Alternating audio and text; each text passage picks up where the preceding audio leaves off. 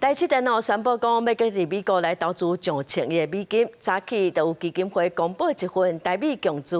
濟思維甲保護策略白皮書。在深化台美合作時，因是呼籲講，台灣嘛應該做好技術人才供應鏈頂保護。電機電子工會是強調講，企業去海外設廠主要是應付區域市場的需要，唔是要把產能全部攏刷到外國。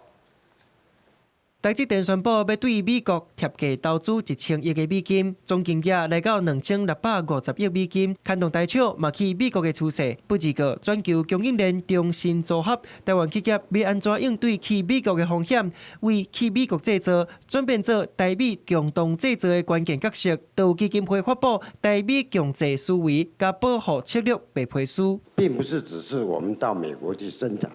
我想這個理念是不夠的。事實上，我們以前很驕傲 ，Made in Taiwan 台灣制，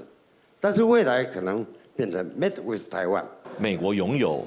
世界最先進的原創型的科技，也就是0到1這個部分，而台灣非常擅長從1到100部分，哇，台灣具有絕對的優勢，所以這台美之間呢，我認為是一個非常好的互補。美國亞利桑那州駐台代表就分析，台美共濟的關鍵是佇咧產業互相保留，創造更加懸的價值。也若台積電貼價投資，確實嘛，互供應鏈的一路促銷，有希望嘛對咧投資。另外，為了降低中小企業海外設廠的阻礙，電工會嘛當咧籌備組一個海外的天馬園區，頭一波鎖定的就是美國、墨西哥兩個國家，嘛背回台灣產業的空洞化，就是核心的暖氣的煩惱。市場逐漸擴大，而不是說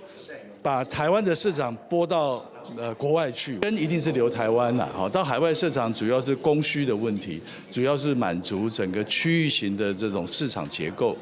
那所以說，我想並不會說讓台灣空洞化的問題。電工會嘛透露，天馬海外園區墨西哥有4個所在已經被確定啊，美國可能會佇咧德州土地正咧全力規劃當中，後一個階段嘛會展開焦點加入去，甲台美共濟阻礙降低。記者綜合報道。